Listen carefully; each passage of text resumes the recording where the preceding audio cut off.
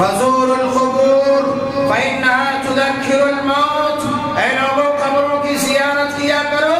تاکہ وہ تمہیں موت یاد دلائے، تمہاری حقیقت یاد دلائے۔ ٹوٹی پھوٹی قبریں تمہیں وہ پیغام دے کہ جو کل تمہارے درمیان دندناتے پھرتا تھا، جس کی آنکھوں میں، جس کے چہروں میں روب و جلال تھا، اور جن کے پنجوں میں قوت اور سکت تھی، جن کے جو ہے بازوؤں میں طاقت تھی، اور جن کے لمبے تڑنگے موٹے ہٹے کٹے جسم کو دیکھ کر لوگ مرعوب ہوتے تھے، ڈرتے تھے، خائف ہوتے تھے، گھبراتے تھے، آج اس ٹوٹی پھوٹی قبر میں وہ اس حال میں پڑا ہے کہ اس کے وجود کا پتہ نہیں، اس کے جسم کا پتہ نہیں، اس کے خط و خال کا پتہ نہیں۔ تو ٹوٹی قبریں، وہ پھوٹی کھوپڑیاں اور وہ سڑی گلی ہڈیاں تمہیں پیغام دے گی۔ اے متکبر لوگوں، اے مغرور لوگوں، اے گھمنڈ میں چور لوگوں، دیکھو میری کیا کیفیت ہے، آج میں اس حالت میں ہوں، دیکھ لو، مجھے دیکھ کر عبرت حاصل کرو، مجھے دیکھ کر نصیحت حاصل کرو۔ وہ قبریں تمہیں صدا دیں گی،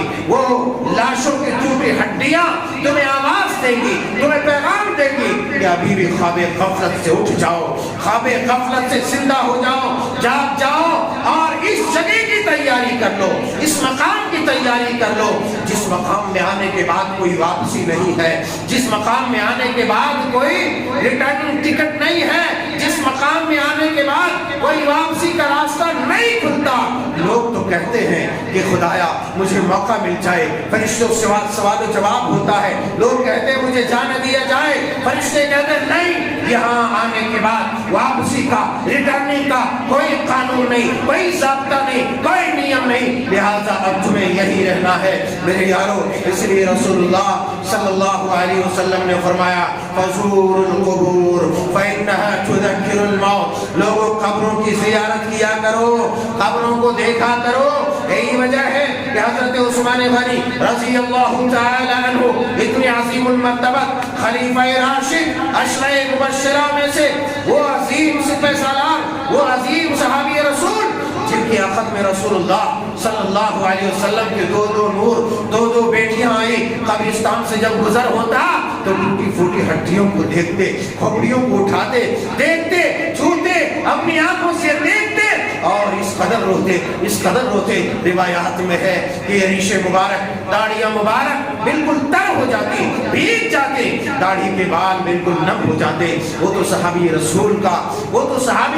کا عمل تھا، صحابی رسول کی وہ حالت تھی۔ میرے یارو، مسلمانوں پیارو، ہماری کیا کیفیت ہونی چاہیے؟ مگر ہم اس قدر بے حس ہیں کہ ہم قبروں پر جاتے بھی ہیں تو بھی تمسخر کرتے ہیں، تو بھی مذاق کرتے ہیں، میت پڑی رہتی ہے خاک پر، وہاں بھی ہنسی سے کام لیتے ہیں، وہاں بھی مذاق سے گریز نہیں کرتے، وہاں بھی ہنسنے سے گریز نہیں کرتے۔ اللہ اللہ، آخر وہ کس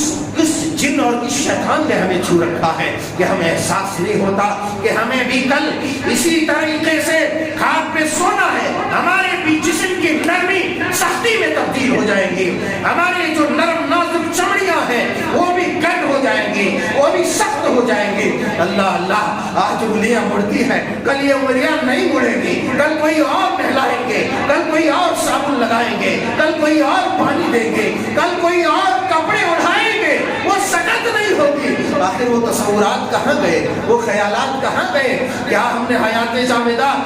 کا پروانہ لے لیا ہے؟ کیا رب تعالیٰ نے ہماری طرف وحی کی ہے کہ تمہیں مرنا نہیں ہے؟